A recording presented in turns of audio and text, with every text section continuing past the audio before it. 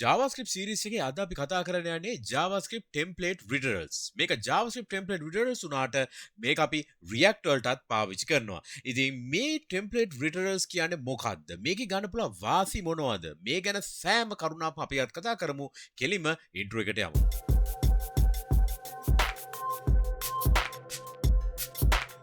අයිබෝන් මගේ ෆ්‍රන්ට් යාලු හැමෝටම ඔබ මේක තුල ඇතුලින්නේ MCodes Frontend YouTube channel එකට. channel එකට අලුත් නම් subscribe කරලා MCodes family එකට එකතු වෙන්න.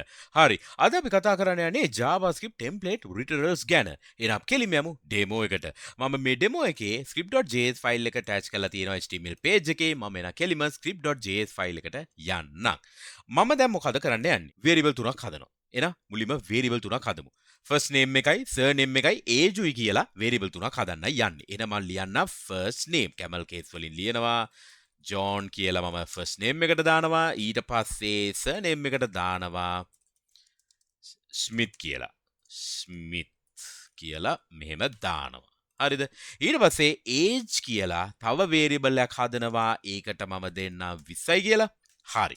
දැන් මට මොකද්ද output එකට එන්න ඕනේ? මම console log එකක් ගහන්න යන්නේ දැන්. ඉතින් මම inspect කරනවා මේ ආකාරයට. හරිද?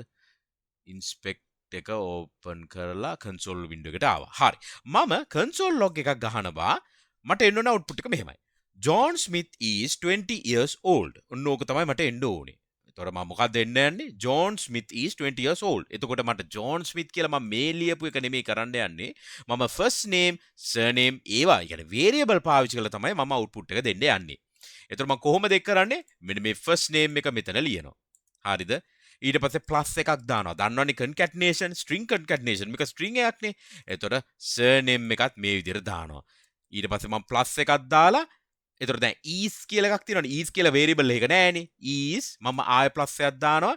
20 වෙනුවට age කියලා දානවා. plus එකක් දානවා concatenation එකට years old. දැන් මම run කරනවා. run කරපු ගාම ඔයගොල්ලෝ දැක්කද මේ spacing ඔක්කොම නෑ. එහෙනම් මම ආය space දෙන්න ඕන මේ ආකාරයට. ඔන්න මම space එකක් දුන්නා. ඔන්න is එක හරි. මේ first name මේ ඇස්සේ ආයි space එකක් දාන්න ඕනේ. එහෙනම් මම ආයි මේ විදිහට space එකක් දානවා. ඔන්න ඔය දෙන්න දැන් space වුණා. ඊට පස්සේ 20 years old උතනත් space එකක් එන්න ඕනේ. ඒ කියන්නේ මම මෙහෙම දාන්න ඕනේ. දැක්කද මට මේ පොඩි දේ කරන්න මට කොච්චර වෙලා ගියාද? ඔන්න ඕක නිසා තමයි template returns කියලා එකක් ඇවිල්ලා තියෙන්නේ.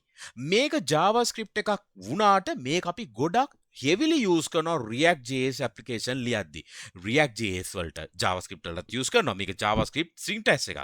එහෙනම් කොහොමද මේක අපි අලුතෙන් rewrite කරන්නේ template returns වලින්? කොහොමද කරන්නේ? අපි ඒවකම අපි ලියමු console log එකක්. හරිද? කොහොමද ඒක ලියන්නේ? template returns ලියද්දී එක වෙනසයි තියෙන්නේ. ඒ තමයි මම මේක පොඩ්ඩක් zoom කරන්නම්. අපි සාමාන්‍යයෙන් ලියන්නේ double quotes ඇතුළේ string අපි මේ විදිහට දාන්නේ. මේක පොඩ්ඩක් වෙනස්. මේක ලියන්නේ backtick එකක් දාලා. මේක තමයි backtick කියන්නේ. හරිද? backticks. අර single quote එක වගේ හැබැයි පොඩ්ඩක් ඇදේතර තමයි තියෙන්නේ. ඒක තමයි backtick එකක් කියලා කියන්නේ. මේ single quote එක මම මැකුවා. හරි. දැන් first name අපි මේක කොහොමද ලියන්නේ? මේක variable එකක්නේ. clearly මට පේනවා මේක variable එකක්. variable එකක් අපි දානවා නම් අපි මෙහෙම දානවා. නමුත් මේක පොඩ්ඩක් wrap කරගන්නවා සංගල වරහනකින්. ඔන්න ඕක තමයි වෙනස.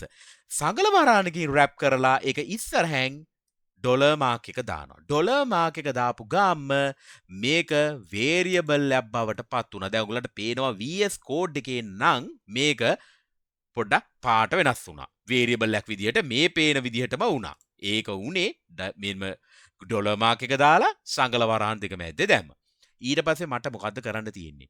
මම ආයි surname එකටත් මේ ආකාරයටම දානවනේ. මම ඒකත් ඒ විදිහටම දානවා. ඒතර ලියන්නේ මොනවද? ඩොලර් මාක් එක දැම්මා, මෙහෙම දැම්මා, surname කියලා දැම්මා. ඊළඟට මොකක්ද දාන්න දෙන්නේ? is age නේ තියෙන්නේ. එතකොට ඩොලර් මාක් එක දැම්මා, සංගල වරහන් දැම්මා, age කියලා දැම්මා, years old. එච්චරයි. ඔන්න ඕක රන් කරනවා. දැක්කද? දැන් කෝමේ concatenation කෝමේ අපි අර ස්පේස් එකක් තියපු ඒවා කෝ ඒවා.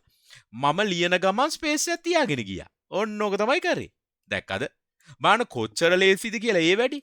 මම ප්ලස් එකක් දාලා දැන් හිතන්න මම මේක පොඩක් කමෙන්ට් කරනවා. හරිද? මට මේ ප්ලස් එකක් මිස් වුණා කියමුකෝ. මට එරේ එකකුත් දෙනවා. දැන් අපරාධනේ මේ පොඩි දෙයකට මට එරේ එකක් ආවන. නේ? අන්න ඉතින් ඕක මට කෙලින්ම මේ ආකාරයට ලේසියෙන් ගන්න පුළුවන්. මේ තමයි ටෙම්ප්ලේට් රිටරල්ස්. අපි ඒව ලියන්නේ මේ විදිහට සංගල වරහණක් ඇතුලේ වේරියබල් එක දාලා ඩොලර් මාක් එක දානවා සංගල වරහණෙන් එළියේ. අන්න ඒ විදිහට. ඒ වගේම මතක ඇතුව බෑක්ටික් එකක් ඇතුලේ තමයි මේ සෙල්ලම අපිට දාන්න පුළුවන්. බෑක්ටික් එකක් ඇතුලේ. හරි. අපි මේක වැරදිලා හරි සිංගල් කෝට් එකක් ඇතුලේ දැම්මොත් ඔන්න බලන්නකෝ මම මේකත් දාන්නම්කෝ. සිංගල් කෝට් එකක් මොකද දැම්මොත් වෙන්නේ? මේ ටික එකම මේ විදිහට ලියවෙනවා. ඔයගලන්ට මතක ඇති ඔයගලන්ට ওই වගේ එරර්ස් උත් එනවා ඇති. මොකද බෑක්ටික් එකක් කියන එක සමහරවිට අපිට පෙවුන්නේ නැති උනොත් මේක බෑක්ටික් එකක් තමයි ලියලා තියෙන්නේ කියලා. ඒ වෙලාවට අපිට මේ විදිහට එරර්ස් දෙනවා. ඔයගලන්ට මතක ඇති මේ විදිහට ඇවිල්ලත් ඇති ඔයගලන්ට. එහෙම එන්න හේතුව තමයි ඔයා සිංගල් කෝට් එකක් දාපු එක. එහෙනම් මම අන්ඩු කරලා බෑක්ටික් එකක් විදිහට එක කන්වර්ට් කරගන්නවා. හරි. රයිට්. ඉතින් ඕගොල්ලන්ට හිතෙන්න පුළුවන් දැන් මෙච්චරද මේකේ අපි කරන්න පුළුවන් වැඩ කෑල්ල. මීට වඩා ලොකු දේවල් නැද්ද? තියෙනවා. මම පෙන්නන්න. මෙන්න මම මේකත් කමෙන්ට් කරනවා. හරිද? දැන් මම යනවා index.html එකට. මම මෙතන දාලා තියෙනවා div id result කියලා එකක් තියෙනවා. තව මේක මම ඊළඟට කියනවා paragraph එක. මොන මේ id result කියලා තියෙනවා. දැන් මම යනවා script.js එකට. මම variable එකක් හදනවා I dom element කියලා නියඳම ලියනවා. dom element. මම මෙතන ලියන්න යනවා මෙන්න මෙහෙම scene එකක්. හරිද?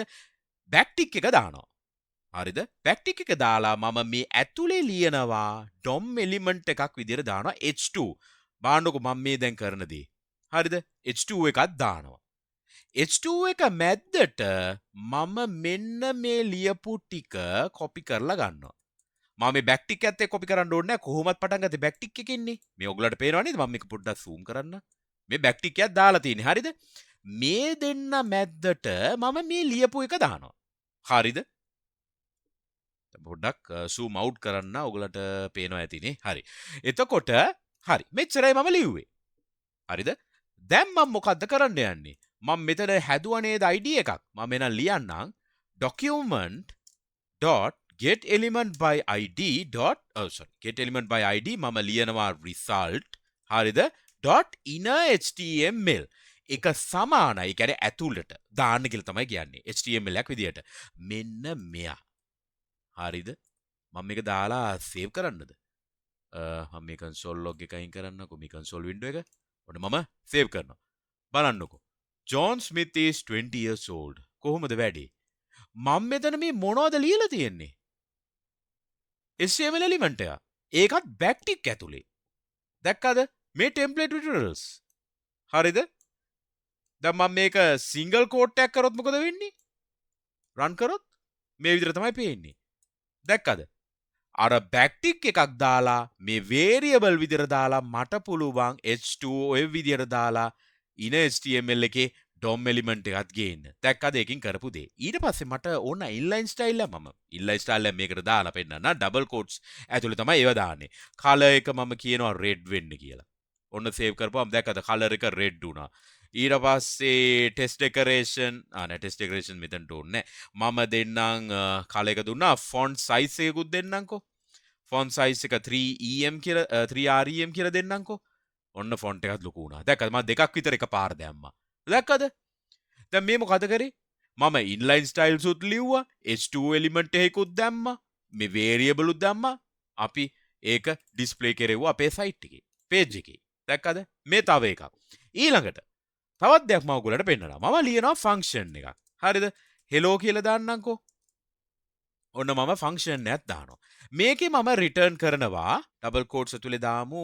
මම මේක ලියනවා this is from the hello function කියලා. hello කියලා මම මෙහෙම දාන්නම්. hello function. හරිද? ඔන්න ඔච්චරයි. මේ ෆන්ක්ෂන් එක. මම දැන් template tutorials පාවිච්චි කරලා පොඩි වැඩක් කරන්න යනවා.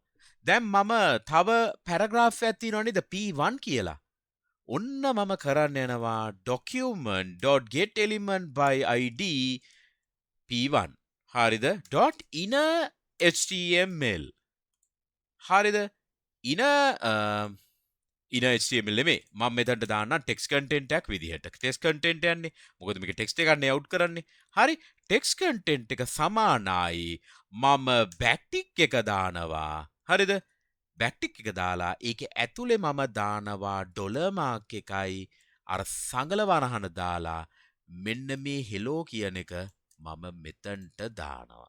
හරිද? මම පොඩ්ඩක් zoom out කරන්නම්. හරිද? මෙන්න මෙච්චරයි. save කරනවා. This is from the hello function. දැක්කද?